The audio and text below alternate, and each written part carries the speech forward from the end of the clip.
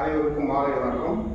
இன்று சென்ற வகுப்பினுடைய தொடர்ச்சியாக மேலும் ஒரு இம்மீடியட் அட்டாக், ஒரு உடனடி தாக்குதல் பயிற்சியினை என்னுடைய மாணவர்களுக்கு செய்து காட்டுவார்கள். இந்த பயிற்சி பின்கை மூட்டு அட்டாக் என்று பெயர். நம்முடைய புறம் கைன்னு சொல்றாங்க, உள்ளங்கையினுடைய பின்பகுதி, அதான் பின்கை, புறம் கை. அந்த விரல்களை மடிக்கும் போது அங்கே எல்லா ஜாயிண்ட்டுமே அப்படியே தெரியும், இந்த இடம் தான். இதை பயன்படுத்தி வேகமாக அவனுடைய கன்னத்தில் தாக்கும்போது கன்னத்தில் உள்ள 4-5 மர்மங்கள் ஒரே நேரத்தில் தாக்கப்படும். அப்பொழுது அவனுக்கு கண்டிப்பாக மரணம் ஏற்படாது, மயக்கம் ஏற்படும். சில வேளைகளில் மரணம் கூட ஏற்படலாம். மயக்கம் ஏற்பட்டாச்சுன்னா உடனே கீழே வந்துடுவான், நிற்கவே முடியாது. அந்த அளவுக்கு இது ஆபத்தான ஒரு எளிமையான தாக்குதல். அவன் எதிரி இதை எதிர்பார்க்கவே மாட்டான். நீங்கள் திடீர்னு இந்த தாக்குதலை மேற்கொண்டு அவனை கீழே வீழ்த்தி விடலாம். இந்த அற்புதமான இந்த பயிற்சியினை 2 மாணவர்கள் இப்போது செய்து காட்டுவார்கள். ஓகே, வாங்க.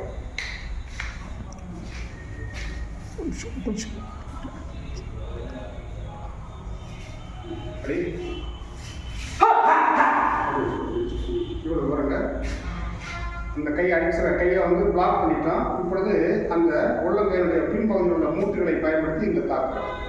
இந்த தாக்கும்போது அவருடைய கருத்தில் சைடில் நீங்கள் பார்த்தீங்கன்னா சென்னி வரணும், பால வரணும், நட்சத்திர காலம், அந்த உதர காலம் போன்ற பலவிதமான வர்மங்கள் இந்த கைக்கு அடங்கிடும். வேகமாக அடிக்கும்போது ஏதாவது ஒரு வர்மத்தில் அது மாட்டிடும். ஒரு வர்மம் 2-3 மர்மங்கள் சேர்ந்து படும்.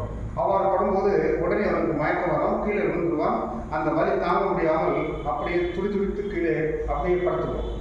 அவன் ஒன்றுமே பண்ண முடியாது. அடுத்து நாம் தடவி ஏதாவது நிவாரணங்கள் செய்தால்தான் அவன் எழுந்திருக்க முடியுமே தவிர மற்றபடி எழுந்திருக்கவே முடியாது. இது தாக்கக்கூடிய முறை மிகவும் எளிது. அடித்த அடி உடனே தடுத்து உடனே அடி. அந்த எலும்புக்கு அந்த மூட்டுகள் சென்று அங்கே படும். இந்த மூட்டுகளை உறுதி செய்வதற்கு தான் நாங்கள் பலவிதமான உடற்பயிற்சிகளை கொடுக்குறோம். நக்கிள்ஸ் புல்லப்ஸ், ஃபிங்கர் புல்லப்ஸ் என்று பலவிதமான உடற்பயிற்சிகள் 100 கணக்கில் கொடுக்கறதால இவனுடைய அந்த பகுதி மிகவும் உறுதியாக இருக்கும். வேகமாக வலுவாக அடிக்க வேண்டும். ஒரு 50-60 கிலோமீட்டர் வேகத்தில் அடிக்க வேண்டும். அப்படி அடிக்கும்போது இந்த எலும்பு சிலைகள் உடஞ்சே போகும். கண்ணில் உள்ள இந்த பாலவட்டத்தில் உள்ள எலும்புகள், கண்ணுக்கு கீழே உள்ள எலும்புகள், நட்சத்திரக்கால எலும்புகள், செருக்குத்தி காலம், சென்னிக்கால எலும்புகளே உடைந்து போகும். அவ்வாறு உடைஞ்சிட்டுனா இன்னும் பெரிய ஆபத்து, மரணம் ஏற்பதற்கு பல வாய்ப்புகள் இருக்கின்றன. எனவே இந்த பயிற்சி எதிரி தாக்குதலில் ஒரு முக்கியமான பயிற்சியாகும். ஓகே, அன்பு நேயர்களே, இந்த பயிற்சி நீங்கள் இப்பொழுது பார்த்தீர்கள். இதனுடைய தொடர்ச்சியாக அடுத்த தாக்குமுறையை நான் அடுத்த வகுப்பில் சொல்லித் தருகிறேன். நன்றி, வணக்கம்.